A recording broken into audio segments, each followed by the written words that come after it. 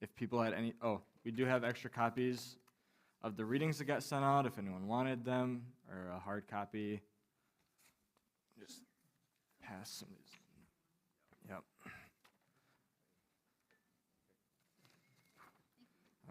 These aren't like last week, so there's not questions, and the readings don't line up exactly with what we're going to be, I think there's 2 copies there, with what we're going to be talking about, but the purpose of the readings was to hit some passages that will hopefully help you kind of get in the feeling of thinking in the way that someone who's thinking in the classical or medieval world would have thought. That's basically the entire goal of today, because that mode of thinking is somewhat different than what we're used to. So what we're going to do today, I've got about a dozen ideas that we're going to kind of bang through really fast, that'll come back when we actually start dealing with Aquinas' Summa Theologia. He takes some ideas from the Greek philosopher Aristotle and applies those. What we're going to do is we're going to look at those ideas as Aristotle had them, so we can see later on, when we get to them, what they are, we know where they come from, and we can see how Aquinas manipulates those to fit them into a Christian framework, or in certain cases where he discards ideas or most of an idea to reconcile it. So, with that, let's get started. So, the first idea we're going to talk about is God. How does God show up in Aquinas or in Aristotle?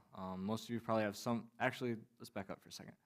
Does anyone have any thoughts? So if you did the reading and you have any thoughts about it, what was it like? Thoughts? Because I have a hunch as to the Aristotle reading that most of you probably did not enjoy it. It's not fun to read. It's not. Supposedly, Aristotle wrote some really great dialogues, like Plato did. 0 of them have survived. All we have are basically like lecture notes that Aristotle would have used when he taught. And they're really dull and really complicated and really hard to read.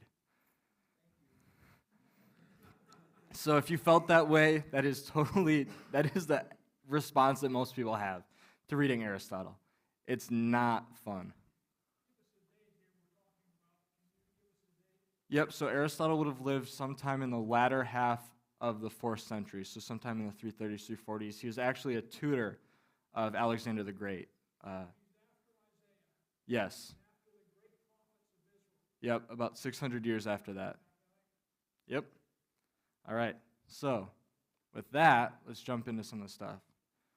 So first we have how God shows up in Aristotle. So most of you probably have some familiarity, at least with this idea that the Greco-Romans were polytheists. So they worship multiple gods, and that generally is true, but not all of them were, or at least not in a way that, like, when you just say polytheist makes sense. So actually, a significant stream of Greco-Roman philosophers were monotheists. They believed in one God, and that the term that kind of gets used for that God is sometimes called the God of the philosophers. It's basically what you can get to rationally to know about a God. So this God, like we talked about last week, with having a first mover and uncaused cause, that's when you hear that language, that would be the conception of God that Aristotle or Plato or Cicero would have had. That God is basically, we'll get to some of these other ideas of actualization and form next, but basically keep it in your back of your mind when we get to those, that when they're talking about God, they're thinking of a being that actualizes all form eternally, simultaneously, and continually. Here's a quote from Aristotle's Metaphysics. For the primary mover, that being God, is always in this state of complete actuality. Later on he says, for the actuality of understanding is life, and the God is that actuality, and his actuality in its own right is the best and everlasting life. We say then that the God is the best and everlasting living being, so that continuous and everlasting life and duration belong to the God, for that is what the God is. So basically what he's saying is that the definition of God is that which is eternally. All right, and now we'll get to form. So one of the things that actually continues on from the ancient world all the way up to the later Middle Ages when William of Ockham, who was a monk, kind of discarded all of it, and that leaves us where we are today, is this idea of forms. And forms are kind of tricky to understand, but basically what you want to think about is that up there, somewhere, are invisible, eternal, changeless things, like abstraction exemplars of an idea. So like this chair is like a chair, but it's only a chair because it conforms to the idea of a chair that exists, that isn't tangible, that is eternal, is changeless, and causes that thing to be a chair. So you can do the same thing with like a cat. So like you have a cat that exists in the world, but you also have the form of the cat that exists, up there. And the cat is a cat only so far as it corresponds to the form of the cat. So basically what it means is that this chair right here is less real of a chair than the form of a chair, because the form of the chair is perfect and eternal, and the chair is not. And you can apply the same thing to other things. So like beauty. So like beauty exists only insofar as it shares in the form of beauty. And all of these things kind of culminate in a pyramid, so it's called the form of the good. And that is like the tippy-top form. And so all other things that are good because they participate in the form of the good. And actually, this will get picked up by Christians in what's called the doctrine of participation, where where everything has its existence. That God's existence and the existence of things in the world aren't separable. That they exist because they participate in some way in God's existence, or that we are rational, not like in our own right, but because we participate in some way in God's rationality. You can see that it'll get applied sometimes. Aquinas will actually use it when we'll look at this with the Imago Dei, about how we participate in some way as being made in the image of God, and what does that mean for us to participate in that. So the forms, Aristotle doesn't use them as much. Actually, we'll jump back to this. So this is a pretty famous painting. It's by Raphael from the Renaissance. It's called The School of Athens, and this is the central panel compressed in a very weird way by PowerPoint that makes them look like dwarves or hobbits, which is kind of unfortunate. This painting's pretty cool. But, so on the right, on my right, so your left, in the blue cloak is Aristotle, and he's going like this. He's pointing out into the world, saying what we need to use is our senses to understand the world around us. And in the red with the flowing beard is Plato, and he's pointing up and saying, no, to understand things, we have to look to the forms and understand them and grasp them with our minds. Now, this one also gets a little tricky. Also, feel free to stop me at any time if you have any questions, because this stuff does get a little complicated, and we're going to try to move kind of quickly. So, we have actuality and potentiality. And so basically what you're going to think of is that everything that exists on this scale, or a ladder, or some sort of hierarchy, and at the top is actuality, and at the bottom is potentiality. And at the top of the ladder is God, because God is 100% actuality, and in that way he's technically not like a creature, because creatures or bodies exist. They have to be a combination of form and matter. Form equals actuality, and matter equals potentiality. And at the bottom you have prime matter, which also doesn't exist because it has no form. It's just matter. So actually on either ends of the scale you actually have things that don't actually sit on the scale, which is kind of interesting, but it does set it up really nicely. And basically what this means is that change, when we change, or when anything changes, it's a slide on this scale from potentiality to actuality. So to illustrate this, to make it a little more simple, so all of us as humans, and we'll skip humans, we'll go with a tree. So an acorn is very potential. It has lots of capacities that it's not currently using. But when you plant an acorn and you water it and it grows, it's actualizing, it's manifesting those capacities. So an acorn, at its acorn stage, is still an oak tree, but it's an oak tree with more potentialities, more capacities, and less actuality because those capacities aren't being realized. But when it grows and becomes an oak tree, it's more of itself, it's more real, because the potentialities that it has are being actualized, they're being manifested. And part of this connection, so on this scale, right, from actuality to potentiality, Aristotle gives us 3 breaking points, and they're each divided according to the type of soul you have. And you have to, soul is not a great word for what this encapsulates, but it's the word that most translators use, so we're going to use it. But don't think of it in the same way that you would think of soul when we usually use that word. And basically he gives think of a soul as like a collection of capacities that you have for something.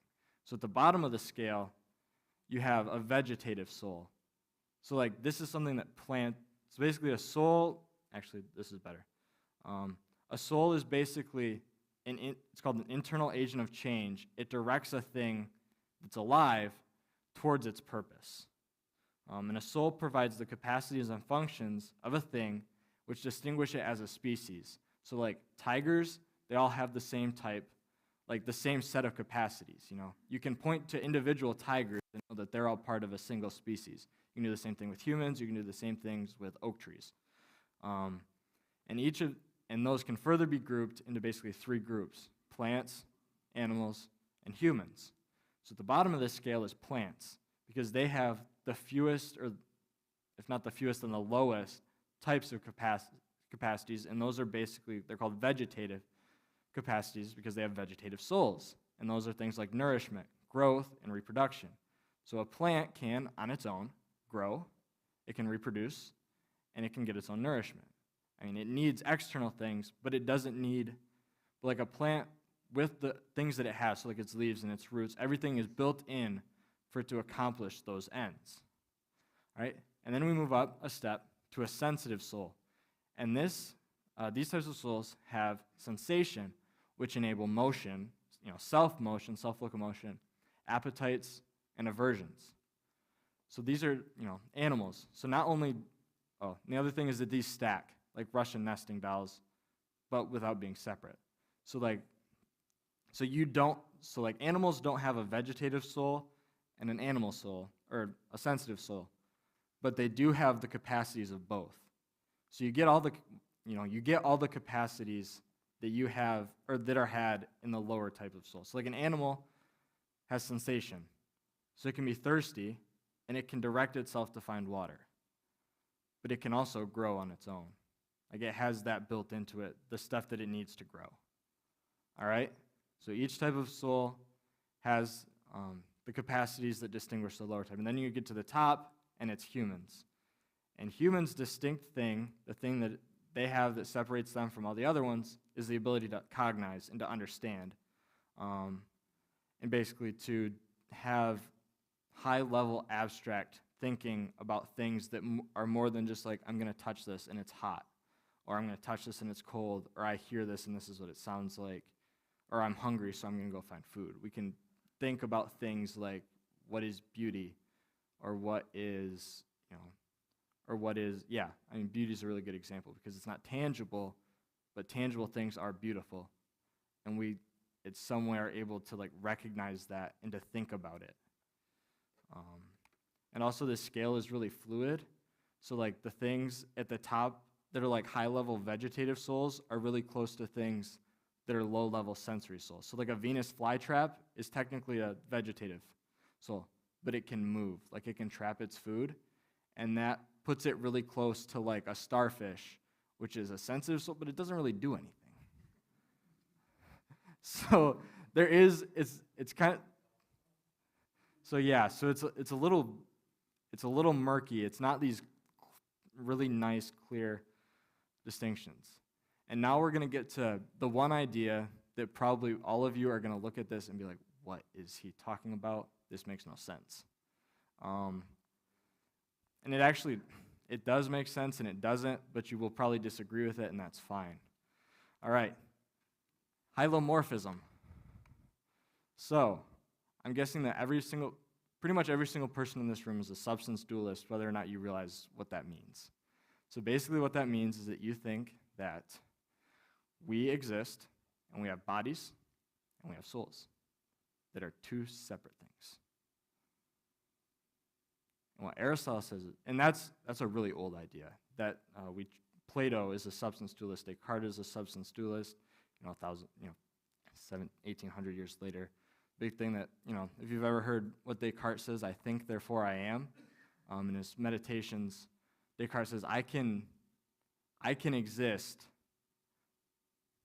apart from everything else. Like, I don't need my body. Like, I don't even know if my body exists. The only thing that I know is that I exist and I can think. That means that the thinking part of me is me. My body's just there. They're two separate things. They don't need each other. Aristotle says no. Of course, he's not responding to Descartes because Descartes' like 2,000 years in the future. But he says, no, we're not substance dualists. We're not two separate things.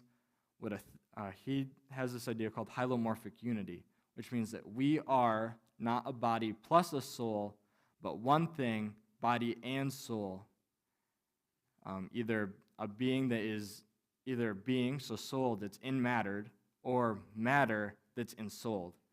But, and you can talk about it either way, but basically what it does is, it gets rid of that distinction between body and soul, that you as an individual are your body and your soul in some sort of unity. And Aquinas actually will take this. He's a hylomorphic, he believes in hylomorphic unity, but it causes, for Christians, some concerns. Because what do you do with things like what happens after we die? Aristotle actually says that when you die, you're done. It's over, because your soul exists and your body exists, and when they're brought together, that creates an individual. And when they're separated, you're no longer an individual. Maybe at best, your soul, which is the thing that identifies your species, goes up and kind of chills, but it doesn't do anything. And so this caused a lot of issues. And we'll actually look at how Aquinas reconciles this. But before you write it off and say, well, no, I do want to raise 2 points that you should at least think about. The first is that if we are our bodies and our souls, and they're two separate things, and what we are, our souls and our bodies are just there, why in the original creation do we get bodies? Why then is Christ resurrected with a body that is clearly his, that still bears the wounds of the crucifixion? And why, when God comes and restores everything in the second coming, do we get our own bodies resurrected? And if we don't need our bodies, if they don't really matter, why don't we just stay disembodied souls? Those are the 3 questions I would ask you to at least think about. And I'm not saying that you have to not be a substance dualist. There are, Christians, most Christians are substance dualists, and that's kind of the mainstream position. But I would ask you to think through, and there are ways for substance dualists to work through those questions. There are ways for hylomorphic thinkers to work through the objections that substance dualists raise. So I just ask you to think about those questions before you write them off entirely. All right, and now we get into some of the stuff that some of the readings would have talked about. All right, and these are how we understand things in the world. These are key ideas when we're thinking about things like ethics and anthropology. What does it mean to be human, and how do we live? The big question that motivates classical philosophy is, how do we live a good life? And what does that mean? How do we do it? And what are the constituent parts of a good life? And so to understand the good life, as Aristotle says, we need to know something's nature. Everything that exists has an end, a purpose. All of those distinct groups that we talked about, species or genus is the word that Aristotle uses. So tigers, oak trees, humans, they all have a nature. Every species shares a nature, and that nature directs it towards an end, a flourishing, a fulfillment. As Aristotle says in the Physics, nature is an end and what something is for. For whatever a continuous motion has some end, this, for the terminus, is to what the motion is for. Basically, we're directed towards an end. So the end of an oak tree is to be a big, flourishing, tall oak tree. Everything that is in an acorn directs it towards that end of being a big, flourishing oak tree. And for animals and plants, it's really easy to see. For us, it's a little trickier. But if you think that an oak tree has a purpose that you can see from the seed to its flourishing, it's reasonable to think, do we? And if we do, which Aristotle and Aquinas and most Christian thinkers actually throughout Christian history will say that we do have such a thing, what is it? And what is it that takes us to that purpose? And to understand the nature of something, what it's for, we can look at its function or its characteristic activity. So so every species, and even not like living things, but even non-living things, have a function, something that they're directed for, and that actually, based on the function, you can decide if something is a better or worse version of the thing that it is. So like say you have a knife, all right?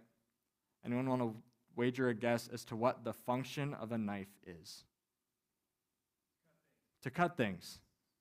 And can you have a knife that is better or worse at cutting things? Yes. So a knife's function is to cut things. What is the function of a good knife? To cut things well. There we go. Nice. We're thinking like ancient people. That's good. The function of a thing,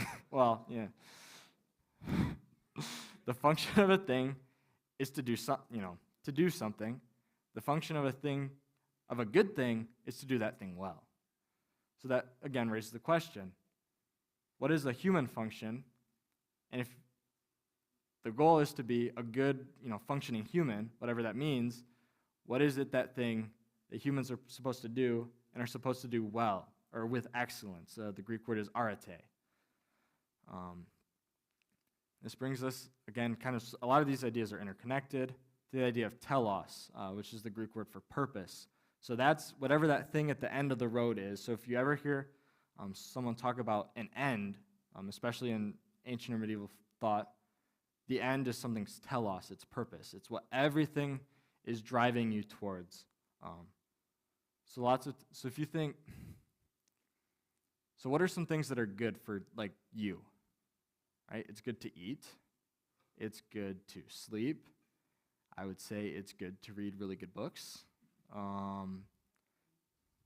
Have grandkids. There we go. Thanks, Graham. Those are all good things, right? But those are individual good things. And what classical thinkers are thinking is like, all right, we've got all these little good things. Are they all individual? Are they all part of some group that leads us towards one big end good thing? Like, what is the good that will make us flourishing? And actually, this language is used. If Todd was up here, I'd have him answer this because he goes over this when he does the Westminster Catechism with his class. The first question: what is the chief end of man? Anyone know the answer? To glorify God and enjoy Him forever.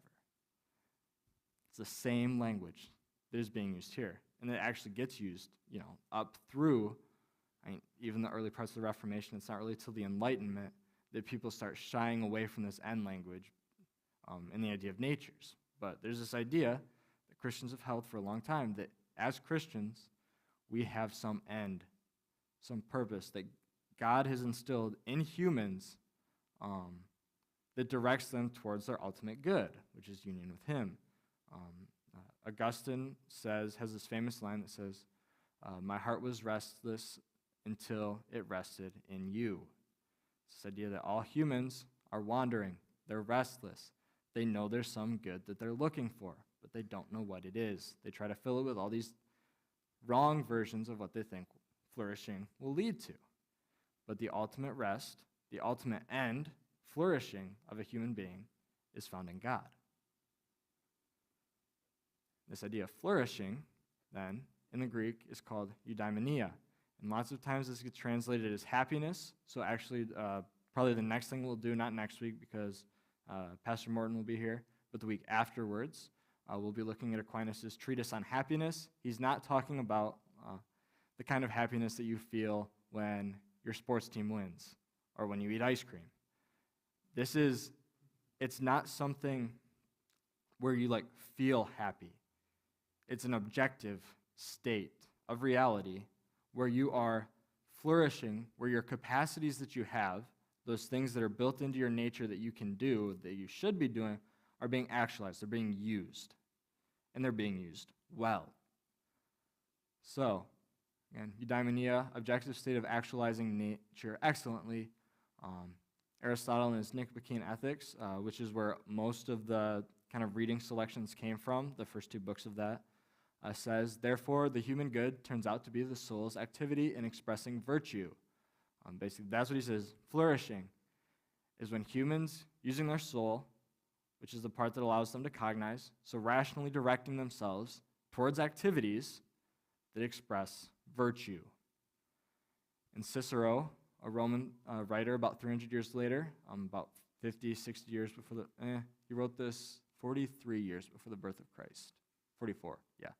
Anyway, in this book called On Duties, where there's a couple of selections also from in your reading, says that similarly, if we are born for honorableness, and that should be sought alone, so honorableness can probably be translated here as virtue, for right living, and that it should be sought alone, as Zeno held, the leader of the Stoics, or if it at least should be thought entirely honorable to outweigh everything else, as was Aristotle's view, it is necessary that what is honorable is either the only good or the highest, and that what is good is certainly beneficial, and so whatever is honorable is beneficial. I would love, if we had more time, there's a wonderful homily by John Chrysostom, who was a 5th century, I'm going to use the word Greek Orthodox, but that's anachronistic, but it's the best we've got, Greek Orthodox bishop, who wrote this wonderful homily about how the only thing that can harm a person is themselves, because all the external things don't matter. It's you and your right relationship with God and your right conduct that matter, and only you are the one that can do that, can violate that. So if it's wrong to tell a lie, so that's something you do that violates the way you're supposed to be. But here's a better example. Lots of people think money is beneficial, but to get money by scamming some old lady, you get the money, it's beneficial. Ancient view is no, because you do it in the wrong way. It actually harms you, it harms your soul, it harms your ability to be human. And that outweighs any sort of tangential secondary benefit that you can acquire by it. I think that's a really important takeaway from this kind of thinking, is that things that seem to be externally beneficial, done in the wrong way, done in a way that they should not be, where they're not in accordance with the way God would have us do them, are actually harmful. Whatever supposed benefit you get actually turns on its head and harms you. All right, so there's eudaimonia, flourishing. And now we get virtue. And this is another thing that Christian thinkers have adapted. In the classical world, we have 4 key virtues. They are justice, courage, prudence, and temperance.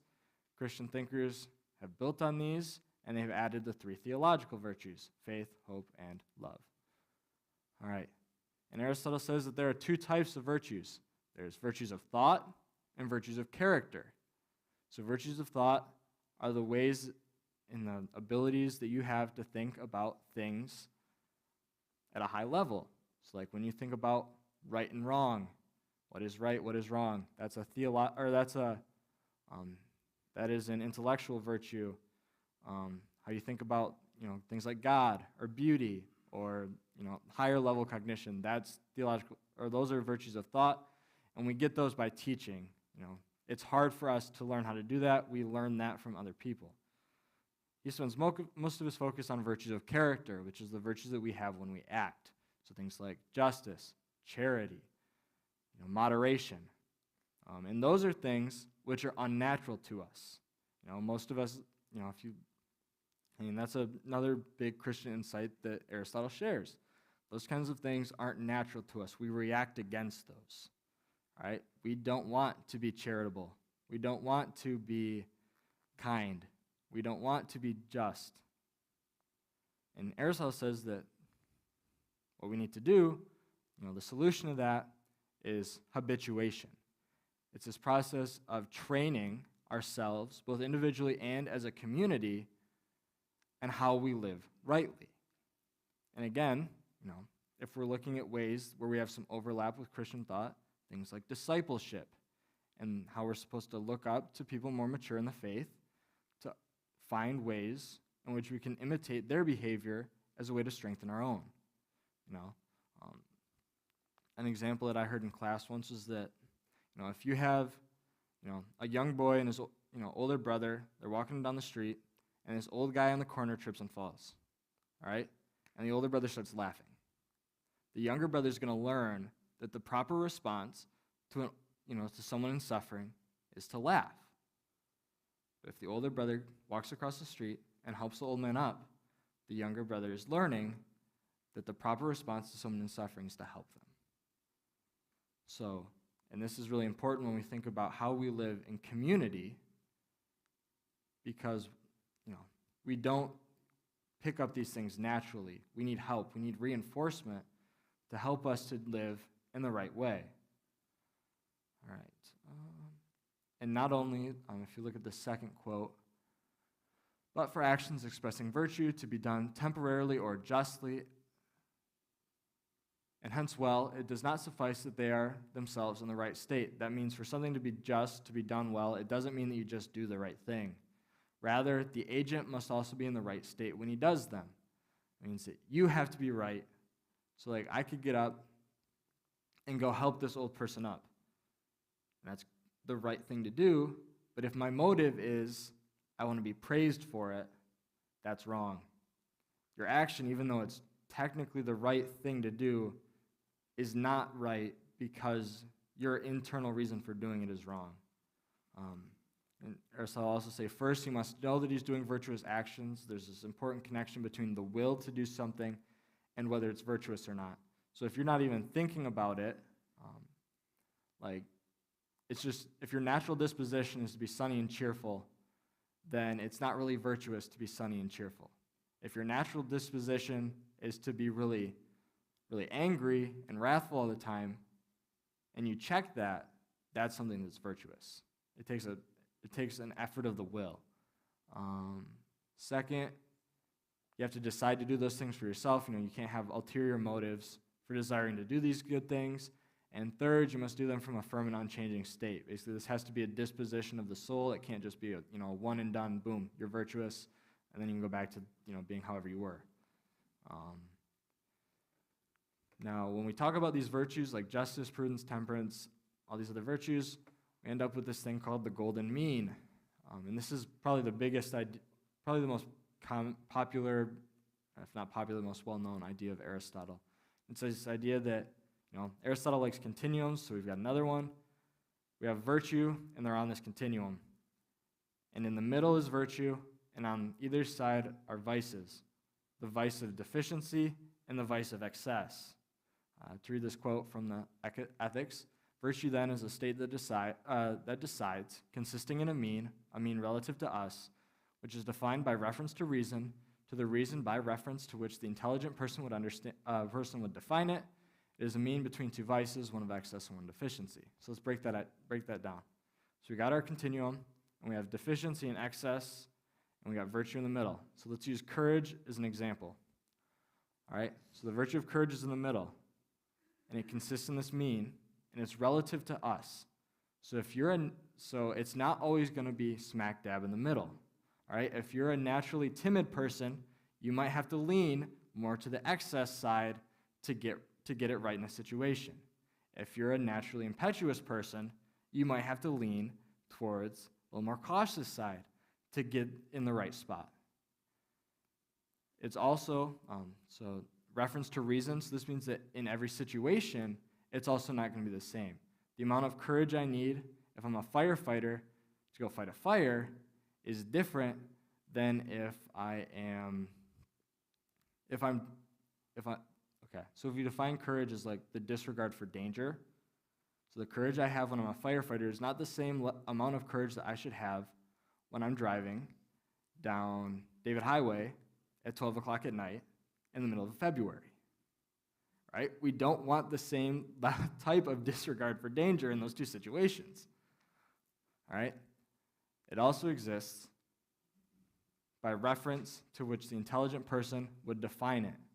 This means that we should be looking to other people who we can look up to, who we think, man, this person's really got this courage thing down. And we look to them and see, how would they define it in this situation? That's helpful for us to figure out where on this continuum we're supposed to be. And finally, it's a mean between two vices, one of excess and one of deficiency. So if you've got courage in the middle, well, an excess of that disregard for danger would be rashness, the kind of person that goes flying down the highway at 120 miles an hour. That's an improper use of that disregard for danger. They're too much of it, and they're not using it in the right way. But on the same side, you can have deficiency. You can have not enough, so that when you see someone in trouble, you don't do anything. And Aristotle applies this to most of the virtues. Some of them, like definitionally, just can't have, like, they can only have one opposite, or like one opposite. But even something like anger, you can have deficiency and excess. All right? So if you get angry, you flip out when a kid spills a glass of milk, that's excess. That's not an appropriate anger. But if you're not angered by an injustice, that's just as bad. Right? There's a place somewhere in the middle, depending on the circumstances and upon your own disposition, where anger should fall. All right? So it's not just like anger, gentleness. All right? There's a place for anger. But you have to be careful you don't have too much, but you also have to be careful you don't have too little. All right, hold up, my laptop fell asleep on me here. All right, we're winding down to the end. Human society. This is actually one that I've used a number of times. Writing some papers this year, there's a great quote from Aristotle that I really enjoy using, and I don't know if I included it or not. But this quote, the second one, you can't see it on there anyway. This is evident then, that the city exists by nature, and that human being is by nature a political, and when you read political, think social, animal. So we get the word politics from the word polis, which is the Greek, what the city-state was referred to as a polis. And you have to think of it not like, all right, what we're talking about here when we talk about politics is how I'm going to raise taxes, how I'm going to vote. It's how do I live in community with other humans. And Aristotle says that by nature, we're meant for society. And that's something that I've used this semester is, look at that quote. Where do we see something similar in the Bible? And I've looked at Genesis 2. What is the one thing that God said isn't good in the original creation? It's not good for man to be alone. This right there, human society matters. It's important. It's something about how we are, how we're intended to be, means that we need to be living in community with other people. And this is an insight that Aristotle has as well.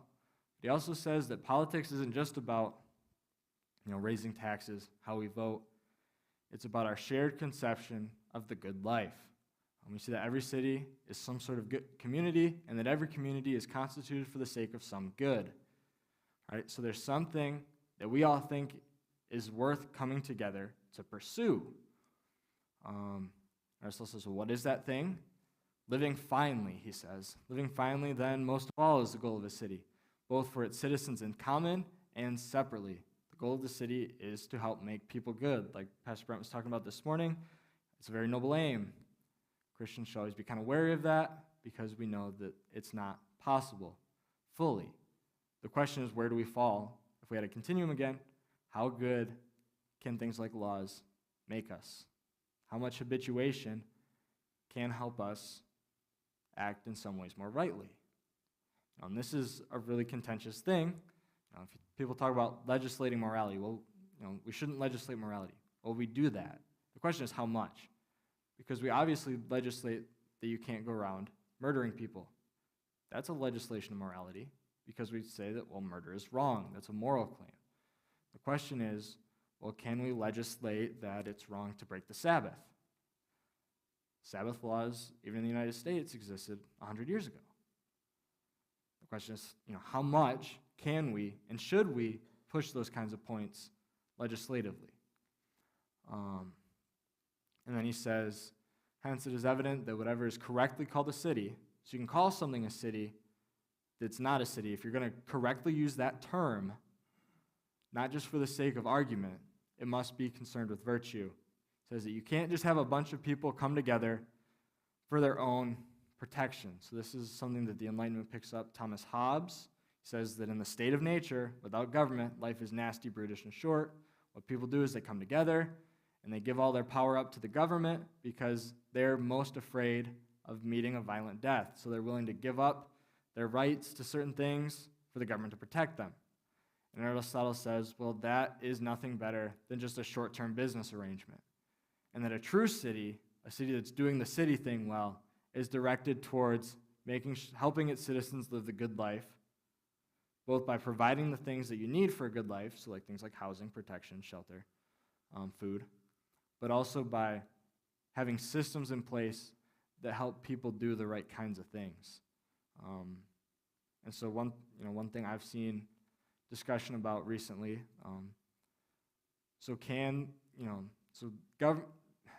governments you may not be able to make people do something good, but you can make it easier or harder for people to do something good. So if you look at human sociality, this idea that humans coming together, making families is a good thing. Well, governments can make it easier or harder for you to start and raise a family and to do that well. All right? A government may not say, no, you can't form a family, but it can, it can disincentivize that with, the way it structures its tax policy. It can also incentivize that, like the United States does, and like a lot of countries. There's been a lot of discussion about the way that Eastern European countries, through things like child subsidies and tax credits and tax exemptions for parents, work to foster supports that make it easier to have a family. So the question is, so what are the goods that we're looking for? How can we make that easier or harder? And our last two, theoretical reason or theoretical wisdom, is our ability to contemplate universals like the forms for their own sake. And then practical reason, also called phronesis in the Greek, is one of my favorites, the ability to direct an action towards what one knows of the good and the good life. So basically what this means is that you can take the good end, so this thing that you're striving for, and you can figure out what the things are that you have to do to get there. So if I'm going to build a house, now this is a really practical example. If I'm going to build a house, a good builder knows what it is that you have to do to build a good house. In the same way, we want to know this is what the good of a human is. What are the things that we can do that direct us towards that thing? So if we want justice, if justice is an end that we're looking for, what are the practical things that we do in life to attain justice, to attain moderation, to live temperately, to live prudently? All right. And that is the end of our rapid-fire ideas on Aristotle. So, anyone have any quick questions?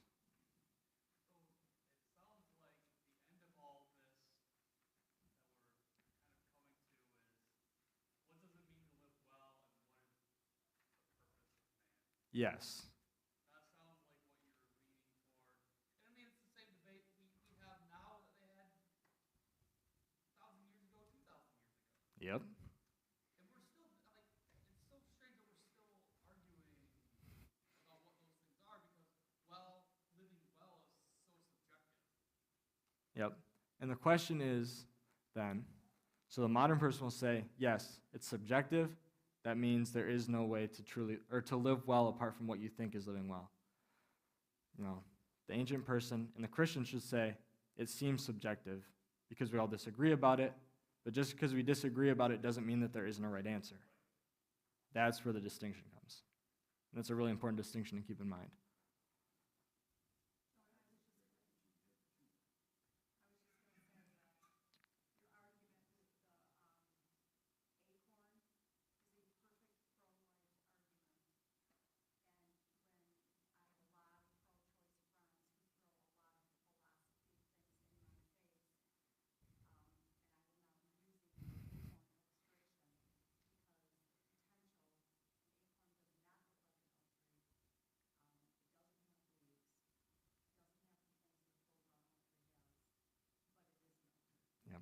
Exactly. All right. Anything else? All right, so I do not believe we will be doing this next week because Pastor Martin will be here. Am I correct on that, Pastor? All right, so the week afterwards, we are going to look at selections from Aquinas' Treatise on Happiness from the second part of the Summa. So when we're talking about happiness,